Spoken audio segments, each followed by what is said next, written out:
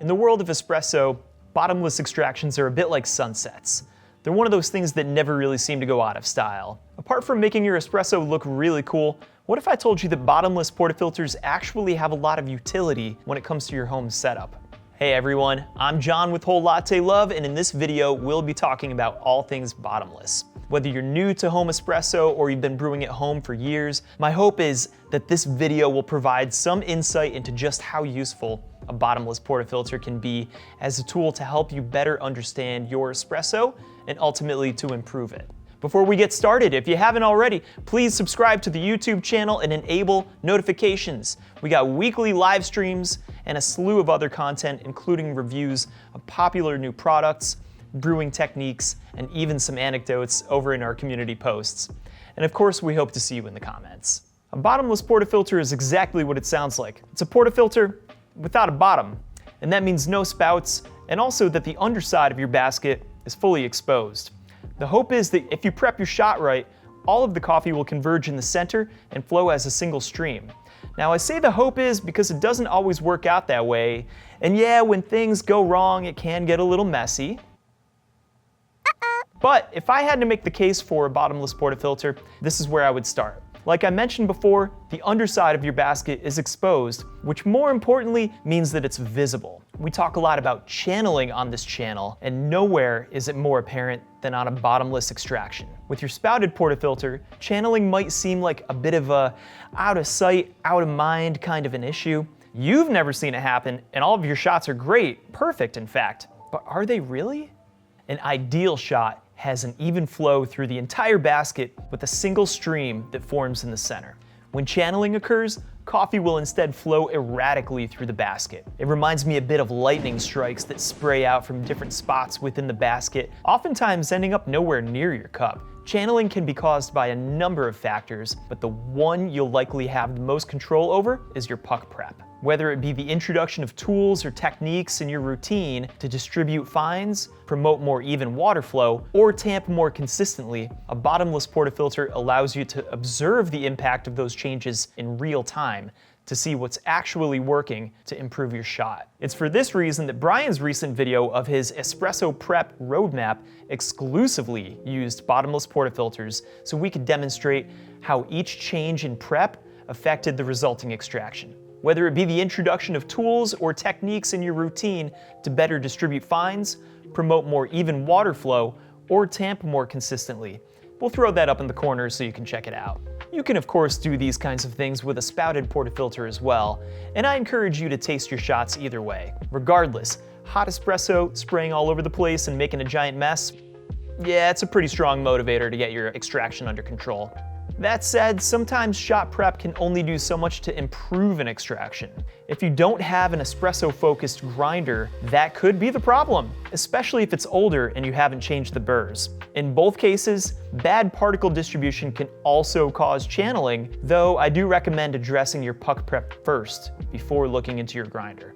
Moving on from diagnosing issues in your extraction, one of the most straightforward benefits of removing the spouts from the bottom of a portafilter is the added space. Removing the spouts can add an inch or more of additional clearance, and while that may not seem like a lot, on more compact machines like the Gadget Classic E24, for example, the additional room makes a huge difference. To put it in perspective, that's enough height to fit all sorts of scales. Any of Varia's AccuSeries, the Akai Lunar, Brewista Smart Series, and many more. This also means that you'll have a much easier time fitting larger cups and mugs so you can brew directly into them rather than having to transfer your espresso from a shot glass. This helps both in keeping the temperature of your coffee hotter and in preserving the crema, which is especially useful if you're practicing latte art, although personally, I actually prefer brewing into a shot glass.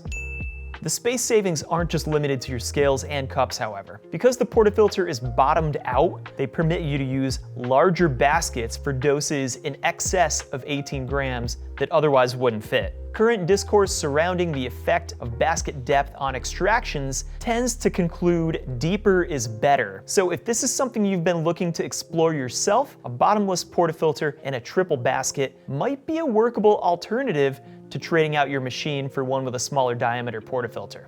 Something I thought was worth discussing was the impact of bottomless portafilters on the overall temperature of your espresso. I've heard arguments that the spouts actually help to maintain temperature by limiting air exposure and by extension, preventing the espresso from cooling. It made me wonder about the effect of spouts on temperature in general, so I ran an experiment to get a better understanding of what was going on. We got some pretty interesting results from our temperature testing with the variable portafilter during our Profitec Move review, so I settled on the following configurations to test: bottomless portafilter, double spout portafilter, single spout portafilter, portafilter with spout removed, silicone double spout portafilter, and silicone single spout portafilter.